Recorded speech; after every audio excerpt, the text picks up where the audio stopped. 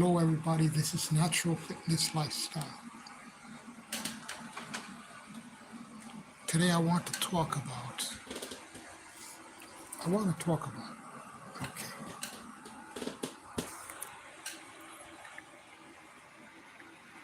talk about gaining muscle. This is something I've been having a problem with lately, and I'm trying to figure it out. You know, of course, people are going to say you're 64, you're aging, but that's a given. Open my mouth. I am aging. That means the cells don't build up as fast as they break down. There's a disproportion, right? But that does not mean that that does not mean that you shouldn't be active, because if you're not active, then your metabolism will slow down, and then you break down even more. One of the definitions of life is movement, so you have to move. Regardless of aging, you have to move, right? So, gotta exercise. But how do you gain muscle? Well, just look at, I look at it this way. If I'm still losing muscle, right? Still losing muscle, like say in a period of 6 months or a year, and I'm exercising, then I could do one or two things. I could exercise less. Maybe that means I'm exercising too much. Or I could look at my sleep, or I could look at my diet. I prefer to look at my sleep and my diet. Because right now I don't do a lot of sets in my training. But I also train a lot at night, and that could be counterproductive. Perhaps I should change that. Oh, really? Why you say that? Okay. I am a very friendly guy. Friendly and happy guy. Natural fitness lifestyle. And I'm here to make everybody friendly, feel good, and I'm here to wish everybody a great weekend because the weekend started. Hey, hello there. Well, a little while ago. Okay, wait a minute. Let's back up. I used to be into powerlifting and Olympic weightlifting in 2020. So that's 5 years ago, right? 5 years ago. Back then, I used to lift 205 pounds over my head. But that was in a gym where they have a lot of weights. I also didn't have the injuries I have now. But that's another story. But, 2020, with everything that was going on with the pandemic, I couldn't train in the gym. So my body lost the adaptation to lift heavy. Since then, I haven't trained in the gym. I haven't went into the gym once.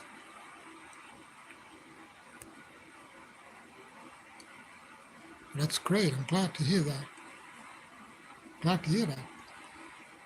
So, it's good. I love lifting over your head. I mean, lifting over my head, that's a great thing, but I'm not able to do it because I'm in a basement and I can't do it. I cannot risk damaging the floor. I don't have a proper platform. I don't have the pads, the mats. It's important when you're lifting over your head that you take the precautions, that you have a lifting platform, that you have the proper shoes. Because I used to Olympic lift. And in fact, I used to be an Olympic lifting coach in college. I used to train with a group of guys, and one of them was in the nationals. The other one was a super heavyweight, lifted 500 pounds over his head. I mean, these guys were strong, you know.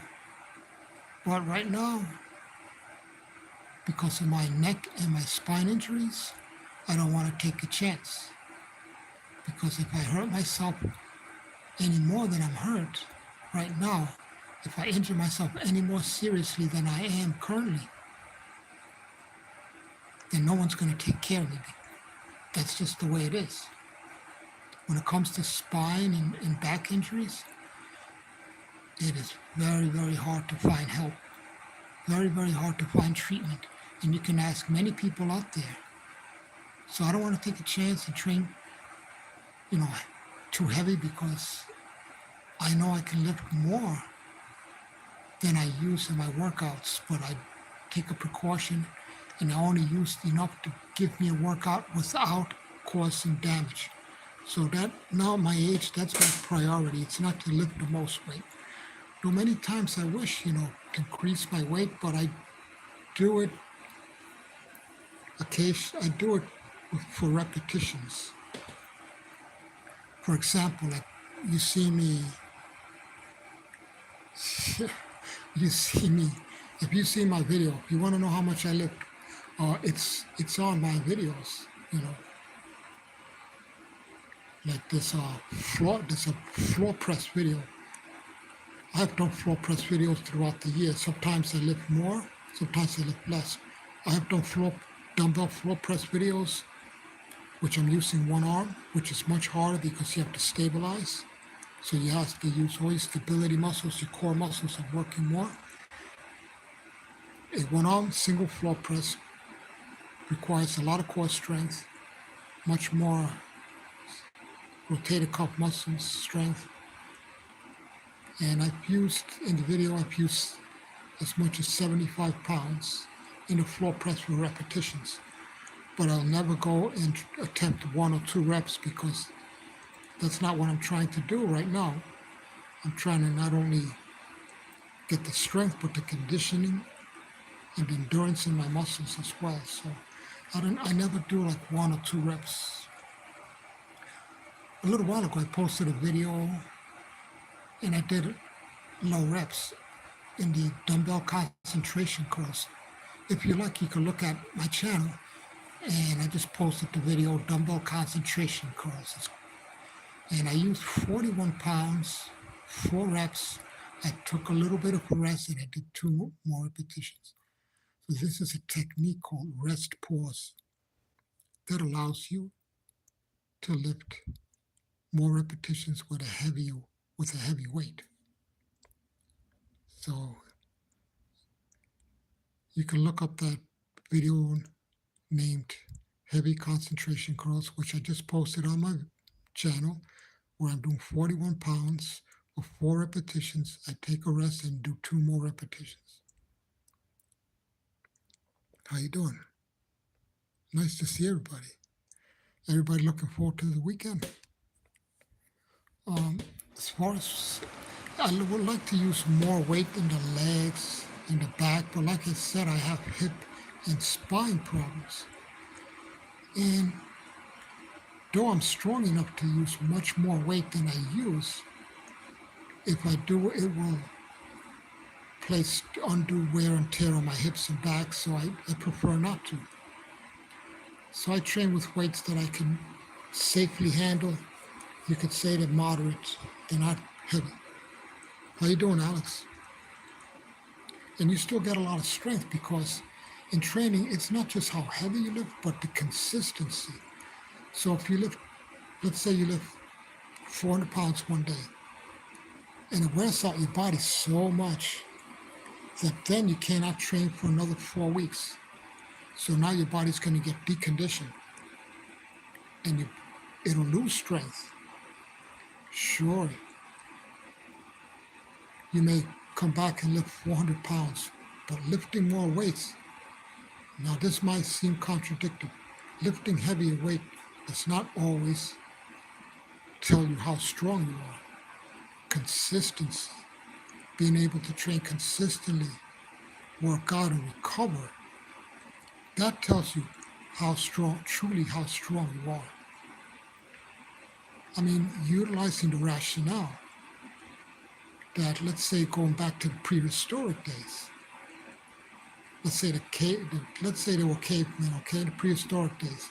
They had to go carry heavy things. Or the old days, right?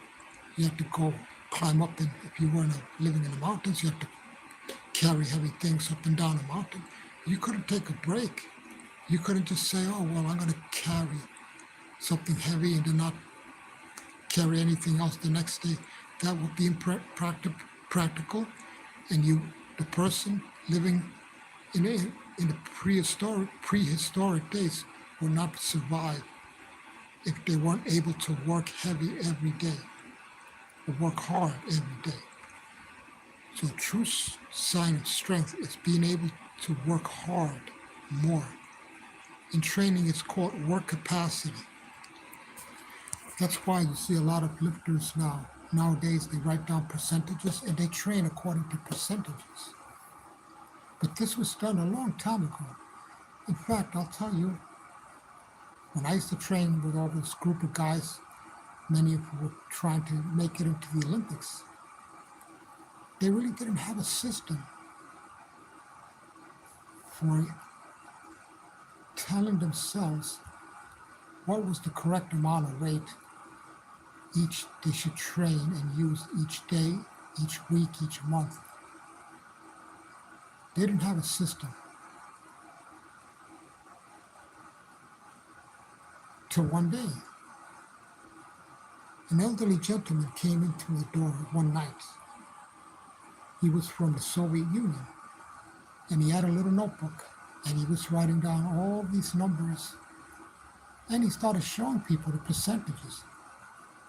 He eventually became the coach, and he introduced the systems of percentages. This was around 1978, 79. And now powerlifters and Olympic weightlifters utilize training systems that use percentages of submaximal weights. Submaximal means less than 100%. And they alternate the percentage of what they can lift from week to week, from day to day, because the accumulation of the work that they do, the accumulation of the workouts that they do, and how they combine how heavy or light the weights they lift are, in the end, when it all adds up, makes you stronger. So it's not just one workout.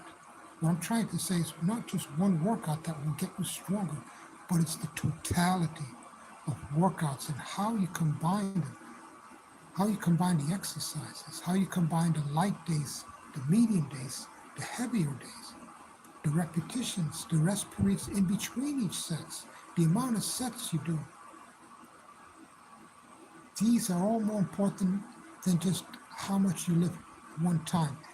The reason is because lifting something heavy one time is often reserved and left for competitions. And when you go to the gym, it is not a competition. It's something that's very hard to learn. And this is why, currently at 64, I don't test myself to see how strong I am, even though it's very, very tempting. I have to remind myself it's the consistency of being able to train regularly that will make me strong. And if not grow muscle on my body, at the very least maintain the muscle in my body. At 64, your body has a tendency to lose muscle. It's just a fact. So if I don't lose muscle, I'm still ahead of the game. I check my body fat percentage daily. Right now, my body fat percentage is around 8 or 9%. And I've noticed that my arms haven't decreased. So that's a good thing. So I've always taken measurements with calipers to measure my body fat, and with tape measure to measure the size of my muscles, my size of my waist, size of my chest, my arms, size of my legs. And then I can compare it with the measurement of the calipers to tell and give me an idea how much lean body weight. Because I could have big arms, but it could be like half fat, so that doesn't. Does, does that really count? You know. So these are things. It's consistency. It's just like I look at myself in the mirror. It's just, oh, I'm losing my hair. I'm getting white hair, but all of my hair isn't white. You see, there's some black here. So hey, if all of my hair isn't white, I guess I'm ahead of the game, right? If I didn't lose all this, I have less hair because I shaved it. But hey, I'm still growing hair, so I'm still ahead of the game. So this is the way I look at muscle. As long as I'm not losing muscle, I'm still ahead of the game. If I'm gaining a little bit of muscle, I'm ahead of the game. Because I'm also, if I'm gaining or maintaining muscle, I'm also maintaining bone strength, the strength of my bones, and that's very important. So I also pay attention to people talk about how much protein they should eat. It's not how much you can eat, it's how much your body can use. So I back off and I take in smaller amounts, and then I observe from day to day how my body reacts. If I gain weight, if I lose weight. If I'm losing weight, then I increase a little bit at a time. So that tells me, it gives me a pretty good idea of how much nutrition I should eat, how much protein I should eat for myself. But everybody have a great night, hey, everybody have a great night and a great weekend.